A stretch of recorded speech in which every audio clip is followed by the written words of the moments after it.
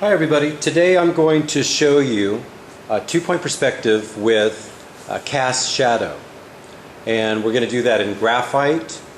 And I'm going to show you step by step how to draw a two-point perspective that'll look something like this, but we'll have to go through several steps to get there.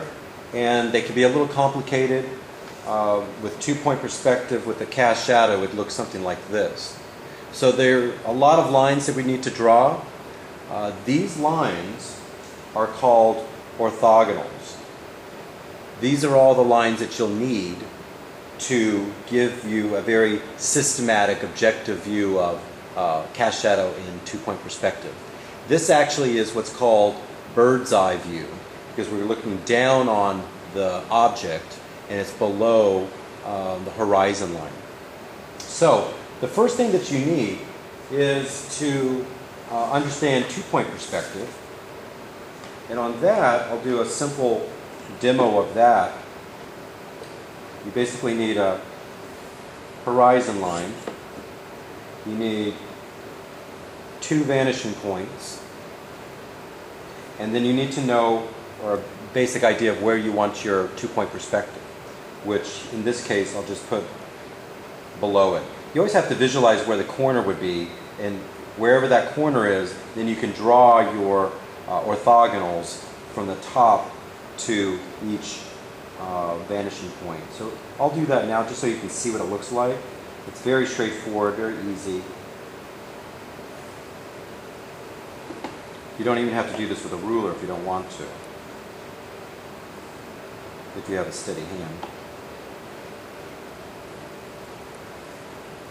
So you should have a shape like that. Gives you a very nice idea of what it would look like. So there, it's very arbitrary of how you set this up. Here I just wanted my box to be somewhat small.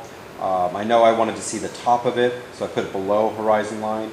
And to keep it a box, I'll keep the walls, the left and the right side of the box, somewhat close to the middle. And then right away you can visualize it. Okay? So that's how you get a two-point perspective, and how to get the top is you always go from the top left to its opposing vanishing point. And I'll do that just freehand here so you can see it. And then over here, the right side to this vanishing point. And right where it crosses, where they cross, is where you would have the top of that box. So there's your two-point perspective that would have vanishing points and your horizon line. Now, for us, what we want is to give it a cast shadow. So we have to figure out where the light source would be.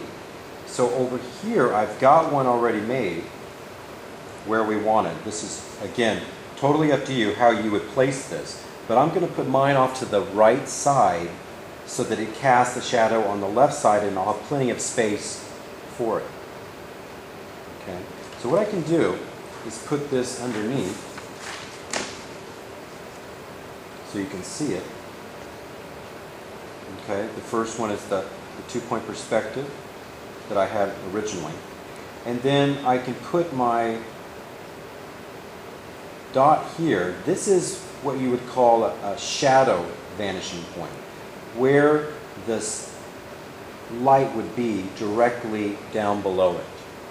Okay, so again, you'll have a point up here, a point down here on the actual horizon line.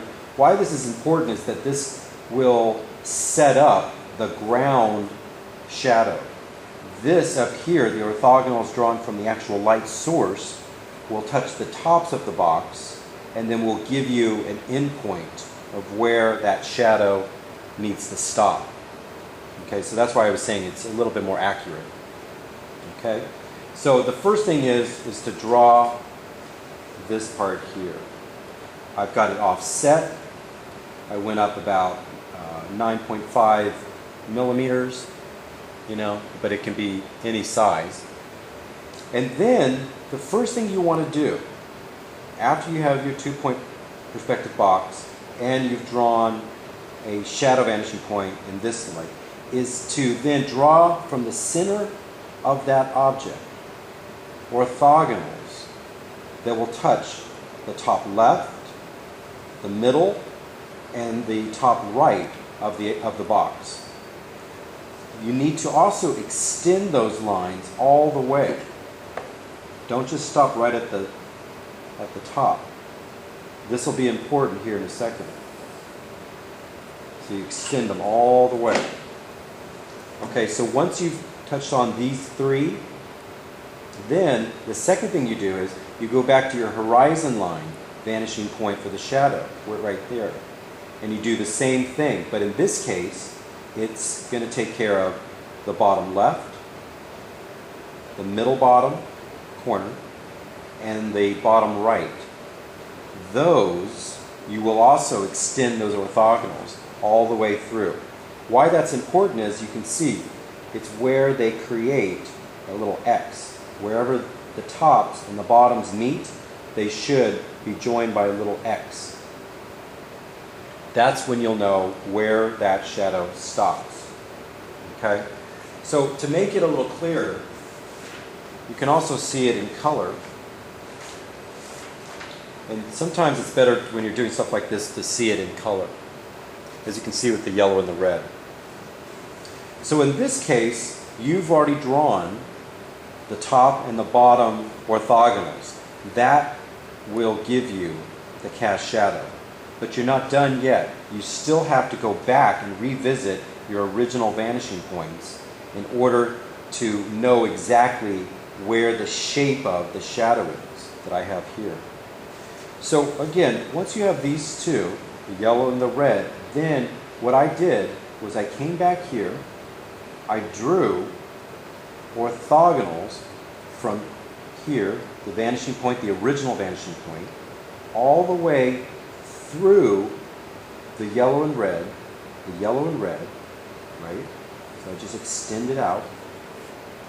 And what that will do is it will distinguish that area, which is so crucial, because that gives you the actual cast shadow. Same thing here. You can see the lines would just keep going forever. How would we know where to stop it? The first vanishing point here, I do the same thing. Where the yellow and red cast shadow, where they cross, I then cross them with orthogonals here. I hope that makes sense. As you can see, it can be very complicated when you're getting into all these different lines. So you might want to do it with different colors like I did, or little dashed lines, just making sure that you can make sense of it all. Because if you do it all with one line, you'll have something like that, and it can be a little cumbersome to see it all. Okay? But once you're there, now you can actually see all this shadow. And what's important about that is that it gives you an accurate representation of what that shadow would have if the light was top right and behind. You would give a little sliver here, and it would also join here. So what I've done is give you a little stylized version of the shading, made this a silhouette because the light's behind it, and for shadows, how the light will dissipate at the edge with a long shadow like that. Okay, so it's up to you how much of the shading you want to do, but that will give you a nice representation of cast shadows in two-point bird perspective.